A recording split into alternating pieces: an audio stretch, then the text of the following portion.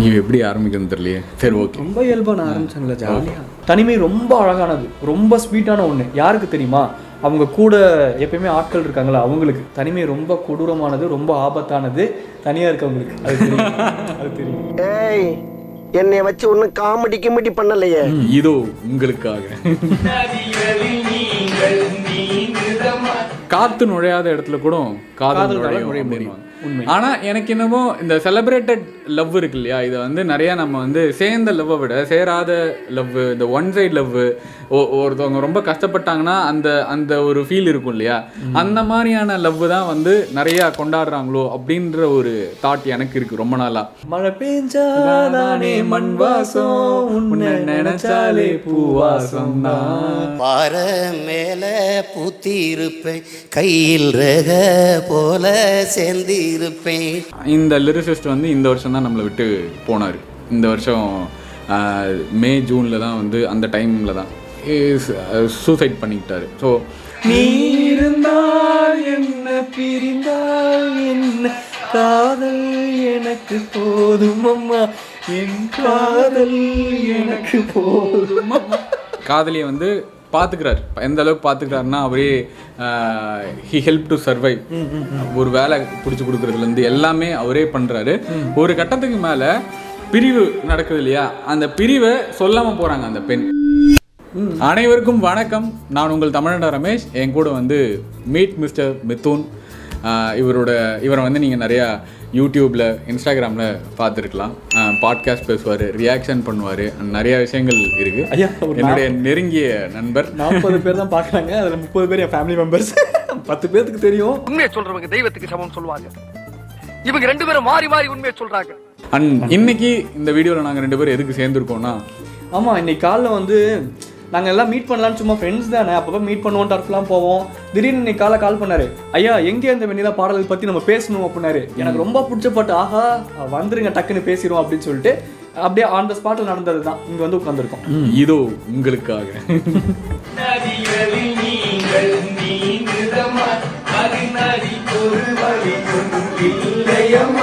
So காதல் வந்து காத்து நுழையாத இடத்துல கூட காதல் நுழைய முடியும். ஆனா எனக்கு என்னமோ இந்த செலிப்ரேட்டட் லவ் இருக்கு இல்லையா, இதை வந்து நிறைய நம்ம வந்து சேர்ந்த லவ்வை விட சேராத லவ், இந்த ஒன் சைட் லவ், ஒருத்தவங்க ரொம்ப கஷ்டப்பட்டாங்கன்னா அந்த அந்த ஒரு ஃபீல் இருக்கும் இல்லையா, அந்த மாதிரியான லவ் தான் வந்து நிறைய கொண்டாடுறாங்களோ அப்படின்ற ஒரு தாட் எனக்கு இருக்கு ரொம்ப நாளா. ஷாஜகான்லாம் எடுத்துட்டோம்னா ஒன் சைட் லவ் தான். இவர் தனியாக ஒரு பக்கம் இருப்பார், ஆனால் இன்னொரு பக்கம் அந்த பொண்ணு வேறு யாரையோ விரும்பிட்டு போயிடும். ஸோ நிறையா நம்ம கொண்டாடுற விஷயமே பார்த்தீங்கன்னா ஒன் சைடட் லவ், இல்லைனா லவ் ஃபெயிலியரான விஷயங்கள் தான். அது எனக்கு ஏன் அப்படி தோணுதுன்னா, நீங்கள் சொல்கிறது கரெக்டு தான், ரொம்ப க்ளோரிஃபை ஆகிறது அதுதான். ஏன் எனக்கு அப்படி தோணுதுன்னா, ப்ராக்டிக்கல் அண்டர்ஸ்டாண்டிங் எனக்கு என்னென்னா, 2 பேர் காதல் பண்ணுறாங்க, அவங்களுக்கு இந்த சுச்சுவேஷன் ஸ்மூத்தாக அமையுது, அவங்க வைப்ஸ் மேட்ச் ஆகுது, இன்னமும் அவங்க ஹோல்ட் ஆன் பண்ணணும்னு நினைக்கிறாங்க, சேர்ந்துட்டாங்க. அப்படிங்கும்போது அது அந்த விஷயம் அவங்களுக்குள்ள முடிஞ்சிருது. ஓகே, ஹாப்பியாக சேர்ந்துட்டாங்க. ஆனால் இந்த ஒன் சைட் லவ் ரொம்ப நாளாக ஏங்கிக்கிட்டு இருக்கேன், இந்த மாதிரியான விஷயங்கள் வந்து இந்த சேராதனால நிறைய பேசப்படுது. இப்போ 2 பேர் சேர்ந்து காதலிக்கிறாங்க அப்படிங்கும்போது ஒரு கட்டத்துக்கு மேலே உள்ளுக்குள்ள காதல் சப்ரஸ் ஆகி ப்ராக்டிக்கல் ரியாலிட்டிஸ் நிறைய ஹிட் ஆயிரும். ஆனால் அந்த ஒன் சைட் லவ்ல ஒரு மேஜிக் இருக்கு.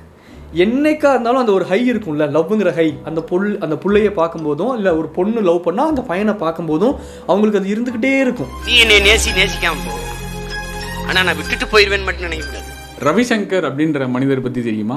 அவர் தான் வந்து இந்த படத்தோட டைரக்டர். இல்லையா, அது வரைக்கும் தெரியும். லிரிசிஸ்டும் அவர் தான், டைரக்டரும் ரவிசங்கர் அவர்கள். எனக்கு இந்த படம் பார்த்துருக்கேன், இந்த பாடல் கேட்டிருக்கேன், பட் அவ்வளோ டீட்டெயிலாக தெரியல, அந்த பேர் அவ்வளோ ஸ்பெசிஃபிக்காக தெரியல. ஸோ அவரோட ஒரு சின்ன டீட்டெயிலிங் பண்ணி கொடுத்தாரு. அவர் வந்து நம்ம பாக்யராஜ் சார்ட்ட அசிஸ்டண்டாக இருந்தார், அதுக்கப்புறம் வந்து விக்ரமன் சார்ட்ட அசிஸ்டண்டாக இருந்தாங்க.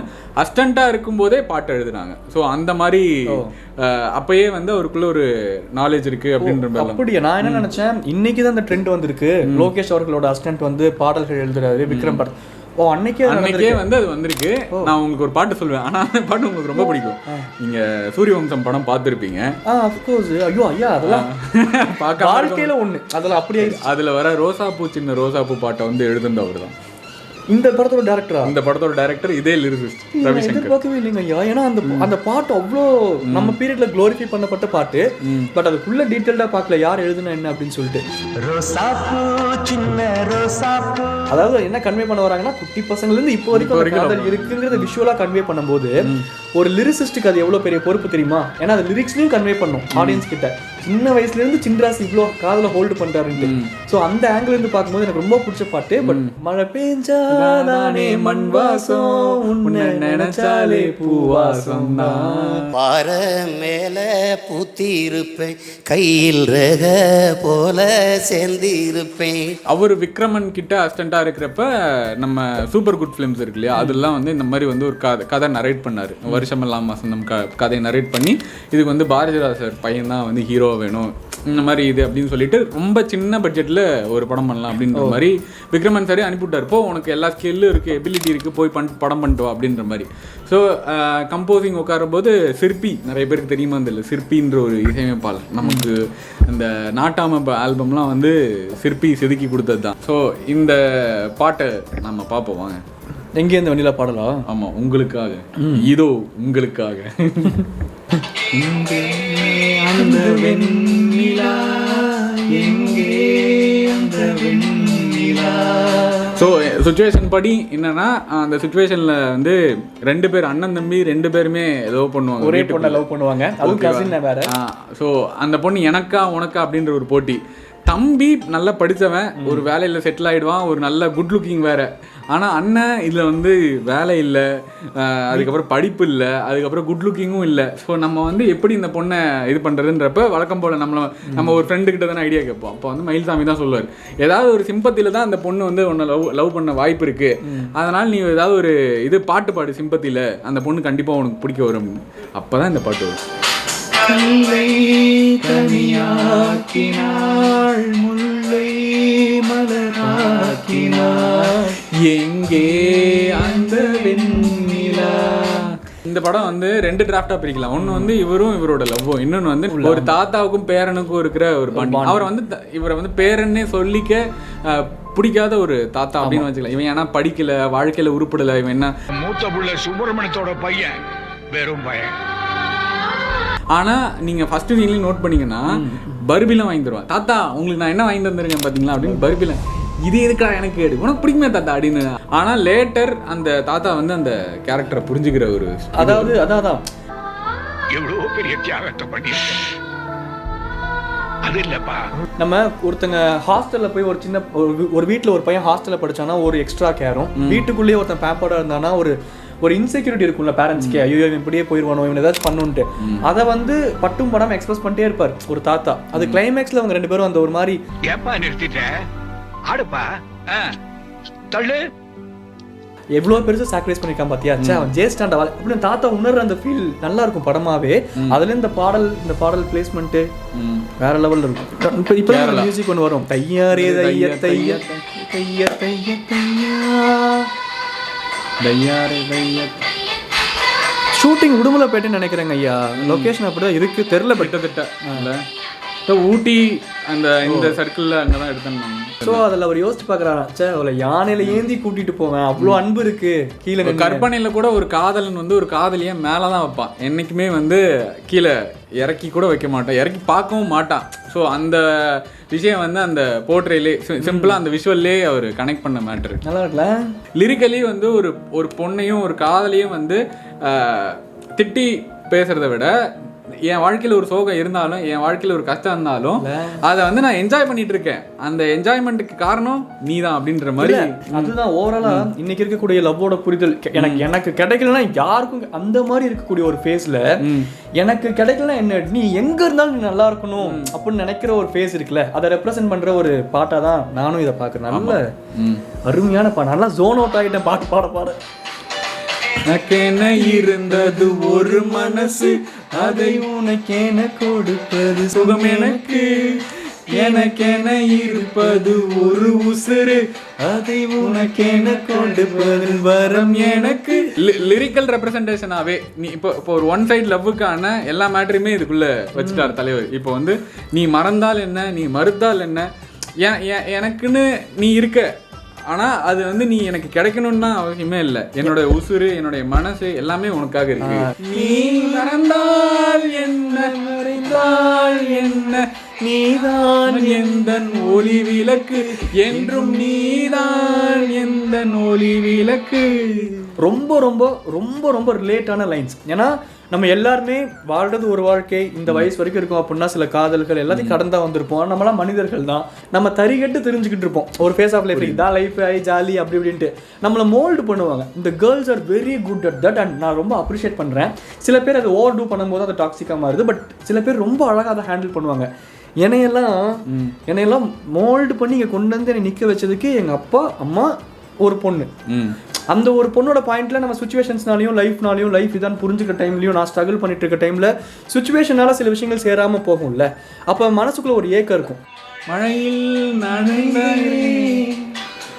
குடையாய் வருகிறாய், வெயிலில் நடக்கிறேன் நிழலாய் வருகிறாய். இந்த ஒரு சுச்சுவேஷன் இருக்குல்ல, ஆப்போசிட்ல ஒரு பொண்ணுக்கும் நம்ம மேல ஒரு கன்சர்ன் இருக்கு, நமக்கும் ஒரு பொண்ணு மேல கன்சர்ன் இருக்கு, லவ் இருக்கு, எக்ஸ்பிரஸும் பண்ண முடியாது, இப்படி வந்துட்டோம், பிரிஞ்சு வந்துட்டோம். அந்த ஒரு சுச்சுவேஷனை இப்போ அடுத்து வரக்கூடிய சில லைன்கள் ரொம்ப டிஸ்கிரைப் பண்ணும். என் லைஃப்ல அது ரொம்ப கனெக்டட். நீங்களே கேளுங்களேன் நான் சொல்றேன் அந்த டைம்ல. மனிதரில் நீங்கள் நீந்துதம்மா, அதில் நதிக்கொரு வலியும் இல்லையம்மா, உன் நினைவுகள் இதயத்தில் நீந்துதம்மா, அதில் எனக்கு ஒரு வலியும் இல்லையம்மா. இந்த லைன்ஸ்லாம் கேட்கும்போது நான் பல வாட்டி இல்லை, அழுகாத நாள் இல்லை, அந்த அளவுக்கு ஒரு ஃபேஸ் இருந்துச்சு என் லைஃப்லையும். இப்பயும் இந்த லைன்ஸ் கேட்கும்போது இந்த மயில் இறக்க வச்சு வருடுவாங்கல்ல, அந்த மாதிரி வருடிட்டு போகும். அந்த நீ இருந்தால் என்ன, பிரிந்தால் என்ன, காதல் எனக்கு போதும் அம்மா, என் காதல் எனக்கு போதும் அம்மா. சார் சொல்லுங்க, நீங்க எப்படி ஃபீல் பண்ணுங்க அதான் சொல்லுங்க. எனக்கு வந்து ரீசெண்டாக ஒருத்தரோட ஸ்டோரி ஒன்று கேட்டேன். ஸோ அது வந்து என்னன்னா ரொம்ப எமோஷ்னலாக இருந்துச்சு. தன்னுடைய காதலியை வந்து பார்த்துக்கிறார். எந்த அளவுக்கு பார்த்துக்கிறாருன்னா, அவரே ஹி ஹெல்ப் டு சர்வைவ், ஒரு வேலை பிடிச்சி கொடுக்குறதுலேருந்து எல்லாமே அவரே பண்ணுறாரு. ஒரு கட்டத்துக்கு மேலே பிரிவு நடக்குது இல்லையா, அந்த பிரிவை சொல்லாமல் போகிறாங்க அந்த பெண். திடீர்னு அந்த பொண்ணு இனிமேல் என்கிட்ட பேசாதீங்க, என்கிட்ட பழகாதீங்க, எனக்கு கல்யாணம் ஆக போகுதுன்ற ஒரு காலோட கட் ஆகுது. ஆனால் அதை வந்து அவன் அதுக்கான ஒரு ஒரு ஒரு எந்த ஒரு இதுவுமே எடுத்துக்க முடியல. எப்படி ஏன் என்ன நீ வந்து நேர்ல பார்த்து சொல்லு அப்படின்ற மாதிரி இது பண்றாரு. நேர்ல ஒரு ஃபோன் கால் பண்ணி முடிஞ்சு அப்படின்றாங்க. ஸோ இது எங்க அப்படியே கட் ஆகுதுன்னா, இவர் ட்ரை பண்றாரு, அந்த பொண்ணை பார்க்கணும்னு விட மாட்டாங்க, இது பண்றாங்க. அந்த பொண்ணோட கல்யாண நாள் வருது, எப்படியா கல்யாணத்துல பார்த்துடலாம்னு சொல்லிட்டு இவரும் இறங்கிறாரு. அவர் அங்கதான் இருக்காருன்னு தெரியுது, ஆனா அந்த பொண்ணு அவங்கள பார்க்கவே இல்லை. அவர் அப்படியே அங்கேயே இருக்காரு. அந்த பொண்ணு பார்த்தா ஒரு விஷயம் சொல்லிட்டா கண்டிப்பாக நான் என் கூட வந்துடும் அப்படின்ற மாதிரி. அந்த பொண்ணு திரும்பி கூட பார்க்கல, கண்ணு முன்னாடியே கல்யாணம் நடக்குது. அப்படியே உருகி அழறாரு. அந்த இடத்துல கண்ணு தண்ணி பொல பொல பொல பொல பொலன்னு விழுது. அவங்க சொந்தக்காரங்க இவங்க எல்லாம் சந்தோஷமாக இது அப்படி இப்படின்னு செலிப்ரேட் பண்ணிட்டு இருக்காங்க. அவங்க ஃப்ரெண்ட்ஸ்லாம் வந்து கூப்பிட்டு போகிறாங்க, ஏதாவது அடி வாங்குறதுக்குள்ளே கூப்பிட்டு போவாங்க அப்படின்ற மாதிரி அவங்க பசங்களாம் கூப்பிட்டு போகிறாங்க. அப்படியே அழுது உடையிறாரு. ஒரு விஷயத்தில் நம்ம கமிட்மெண்ட் கொடுத்துட்டு, இப்போ நானுமே over the period of time இதெல்லாம் கற்றுக்கிறது தான். 22 வயசு மித்துனுக்கு இந்த மெச்சூரிட்டிலாம் கிடையாது, உங்களுக்கு நம்மளுக்கு இருந்திருக்காது. ஆனால் இப்போ இருக்குல்ல, ஒரு சுச்சுவேஷன் வந்துருச்சுன்னா நேரில் போங்க, பேசுங்க, அழுங்க, ஆனால் மேக் திங்ஸ் கிளியர். டக்குன்னு ஒரு காலில் இப்படி இப்படி ஆப்போசிட்ல இருக்க தவிக்க விடாதீங்க, என்ன நடக்க போகுது, நம்மளுக்காக வந்துருவாளா இல்லையா, அது வேண்டாம். அது பொண்ணாக இருக்கட்டும் பையனாக இருக்கட்டும் அப்படி சொல்கிறேன். ஏன்னா அவங்க ஒரு நீங்கள் ரொம்ப லவ் பண்ண ஒருத்தரோட லைஃபையே அது ஃப்ளிப் ஆக்கி விட்டோம். அந்த ஒரு காதல் அவ்வளோ பண்ண முடியும். பசங்களுக்குன்னு சொல்ல, இது பொண்ணுங்களுக்கும் நடக்கும். ஸோ பசங்களாக இருந்தாலும் சரி, பொண்ணுங்களாக இருந்தாலும் சரி, ஒரு ஃபீலிங்ஸ் டெவலப் பண்ணுறதுக்கு முன்னாடி 1000 டைம் கிளாரிட்டி வச்சுக்கோங்க, இது ஒர்க் அவுட் ஆகுமா இல்லையா. இல்லை கமிட்மெண்ட் கொடுக்கறதுக்கு முன்னாடி ஓகே நீ என் லைஃப்பில் நீ தான் அப்படின்னு எந்த ஒரு பொண்ணுக்கோ பையனுக்கோ நீங்கள் வந்து ஒரு விஷயத்த வந்து கமிட்மெண்ட்டாக கொடுக்கறதுக்கு முன்னாடி யோசிச்சுக்கோங்க. ஓகே, அப்படி இல்லைன்னா அந்த கமிட்மெண்ட்டே கொடுக்காதீங்க. இப்போது அதில் ஒரு லைன் வருமே, தாகம் என்கிறேன் நீராய் வருகிறாய், சோகம் என்கிறேன் தாயாய்.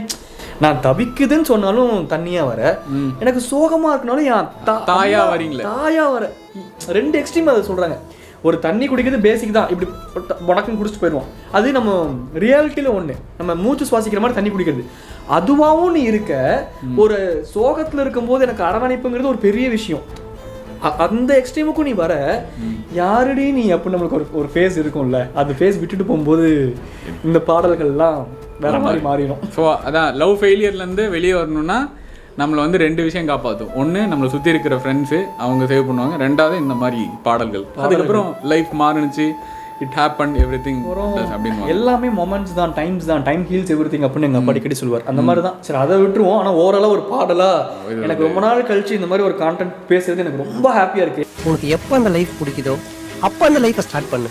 இதில் இந்த பாட்டுக்கு ஒரு ரெகக்னைசேஷன் கிடைச்சது. அந்த டைமில் வந்து ஸ்டேட் அவார்ட்லாம் வந்து இந்த படத்துக்கும் இந்த பாட்டுக்கும் பெஸ்ட் லிரிசிஸ்ட்லாம். ஆனால் லிரிசிஸ்ட் டேரக்டர் தான் லிரிசிஸ்ட்டுங்கிறது எனக்கு வியப்பான ஒரு தகவலுங்க. ஐயா நல்ல தகவல். ரா ரவிசங்கர் ஒரு பேர். ரா ரவிசங்கர். அண்டு ஒரு சோகமான விஷயம் என்னென்னா, இந்த லிரிசிஸ்ட் வந்து இந்த வருஷம் தான் நம்மளை விட்டு போனார். இந்த வருஷம் மே ஜூனில் தான் வந்து அந்த டைமில் தான் சூசைட் பண்ணிக்கிட்டாரு. ஸோ அது ரொம்ப கஷ்டமாக இருந்துச்சு. ஏன்னு தெரியல, பட் அவரோட ஃப்ரெண்ட் சர்க்கிளில் அவங்க ரீசெண்டாக நடந்துச்சு. ஸோ அப்போ போய் ரிசர்ச் பண்ணுறப்ப ஒரு நல்ல மனிதரை இது வரைக்கும் என்ன சொல்கிறது, நீங்கள் கஷ்டம்னு சொன்னீங்கன்னா அந்த இடத்துல அவர் ஏதாவது ஒரு ஹெல்ப் பண்ணுவார், ஏதாவது ஒரு விஷயம் முயற்சி பண்ணுவார். யார்கிட்ட இருந்தாவது காசு வாங்கி இவங்கள்ட்ட வாங்கிக்கோங்க, இது பண்ணிங்க, அந்த அளவுக்குலாம் ஹெல்ப் பண்ணுவார். ஸோ இவருக்குன்னு ஃபேமிலி பாண்டிங் எதுவுமே கிடையாது. நான் நிறைய பேர்கிட்ட கேட்டது என்னென்னா, அப்பா அம்மா இந்த சர்க்கிள், அண்ணன் தங்கச்சி சர்க்கிளில் ஒய்ஃப் கிடையாது. இந்த ஆக்சுவலாக இந்த படமே வந்து அவரோட லைஃப்னு சில பேர் சொல்லியிருந்தாங்க. நீங்க இன்னும் அந்த பழைய ஃபீலிங்லயே இருக்கீங்க. ஃபீலிங்ல பழசென்ன புதுசென்னுங்க. கண்ணாடி 4 மணி நேரத்துக்கு முன்னாடி உடைஞ்சாலும் சரி, 4 வருஷத்துக்கு முன்னாடி உடைஞ்சாலும் சரி, உடைஞ்சதுதானுங்களே. இந்த படத்தில் எப்படி அந்த ஹீரோக்கு வந்து கிளைமேக்ஸில் வந்து லவ்வர் செட் ஆக மாட்டாங்க, இல்லை அதோட பாண்டிங்கோட இருக்குமோ, அது ஒரு சில கட்டங்கள் மேலே அது உண்மைதாங்க ஐயா. மேக்ஸிமம் ஒரு டேரக்டர் வராங்க அப்படின்னாலே அவங்களோட ஃபஸ்ட்டு அவங்களுக்கு என்ன நடந்துச்சோ அதை தான் கதையாக எழுதுவாங்க. அது வந்து 99% டேரக்டர்ஸ் அப்படி தான். ஹிப்ஹாப் தமிழ் ஆதிலேருந்து ஆரம்பிச்சு இப்போ நீங்கள் லோகேஷ் கூட கேட்டிங்கன்னா மாநகரமும் அவர் லைஃப்பில் நடந்த ஒரு இன்சிடென்ட் அதை வச்சு. ஸோ இது அவரோட கதையாக இருக்கிறதுக்கு நிறைய பாசிபிலிட்டிஸ் இருக்குங்கிற. ராஜாவோட வாழ்க்கையில் காதல்ங்கிற கதவு தற்காலிகமாக மூடப்பட்டாலும் அவன் காலங்காலமாக ஆசைப்பட்டுக்கிட்டு இருந்த தாத்தாவோட பாசங்கிற கதவு திறந்துருச்சு. இனிமே அவன் வாழ்க்கையில் வருஷமெல்லாம் வசந்தம். ஆனா இது அவரோட கதையா இருந்துச்சுன்னா அவரோட ஷூஸ்ல இருந்து என்னால யோசிச்சு கூட பார்க்க முடியல. ஒரு சோல் எவ்வளோ ஏங்கியிருந்தா, ஒரு சோலுக்கு எவ்வளோ அன்லைக் திங்ஸ் நடந்திருந்தா இந்த ஒரு ஸ்டேட்மெண்ட் இப்படி ஒரு இதை முடிச்சிருப்பாருன்ட்டு கஷ்டமா இருக்கு. இயேசுநாதரை சிலுவையில் அடிச்சதும் ஆணிதான். இயேசுநாதர் படத்தை செவரில் மாற்றத்துக்கு அடிக்கிறதும் அதே ஆணிதான். நான் செவரில் அடிக்கிற ஆணியா இருப்பேனே தவிர சிலுவையில் அடிக்கிற ஆணியா என்னைக்குமே இருக்க மாட்டேன். எனக்கு ஒரு பெரிய லைஃப் லெசன் கற்றுக் கொடுத்தது என்னன்னா, அப்பப்போ என்னோட ஸ்கூல் ஃப்ரெண்ட்ஸ், காலேஜ் ஃப்ரெண்ட்ஸ்லாம் கூப்பிட்டு பேசுவேன். யாருக்கு எந்த பிரச்சனை எப்படி போகுதுன்னாலும் சும்மாவது கேட்பேன். ஏன்னா யாராவது ஒருத்தவங்க கேட்டிருந்தாங்கன்னா, யாராவது ஒருத்தவங்க கூடவே இருந்திருந்தாங்கன்னா கண்டிப்பாக அவர் இந்த முடிவு எடுத்துருக்க மாட்டார் அப்படின்ற மாதிரி தான். அண்ட் இது நடந்துருச்சு. அதை இனிமே யாருக்கோ அடுத்த ஒருத்தவங்களுக்கு நம்மளை சுற்றி இருக்கிறவங்களுக்கு நடக்க விடாமல் பண்ணுன்னா, அப்பப்போ உங்கள் ஸ்கூல் ஃப்ரெண்ட்ஸோ காலேஜ் ஃப்ரெண்ட்ஸோ ஃப்ரீ டைம் நம்ம எவ்வளோ நேரம் இன்ஸ்டா ரீல்ஸு ஷார்ட்ஸு இதெல்லாம் ஸ்வைப் பண்ணுற நேரம் கால் பண்ணி ஒரு 5 minutes 10 minutes பேசுங்க. எப்படி இருக்கீங்க, என்ன பண்ணுறீங்க, இப்போ என்ன வேலை போயிட்டு இருக்கு அப்படின்னு சொல்லிட்டு. ஹியூமன்ஸோட பேசிக்கான திங் வந்து சோஷியலைஸ் ஆகணும், இல்லாட்டி பைத்தியம் பிடிச்சிடும் ஹியூமன்ஸ்க்கு. இது பேசிக் சயின்டிஃபிக்கான ஒரு திங். தனிமை ரொம்ப அழகானது, ரொம்ப ஸ்வீட்டான ஒன்று. யாருக்கு தெரியுமா? அவங்க கூட எப்பயுமே ஆட்கள் இருக்காங்களா அவங்களுக்கு. தனிமை ரொம்ப கொடூரமானது, ரொம்ப ஆபத்தானது தனியாக இருக்கவங்களுக்கு. அது தெரியும்.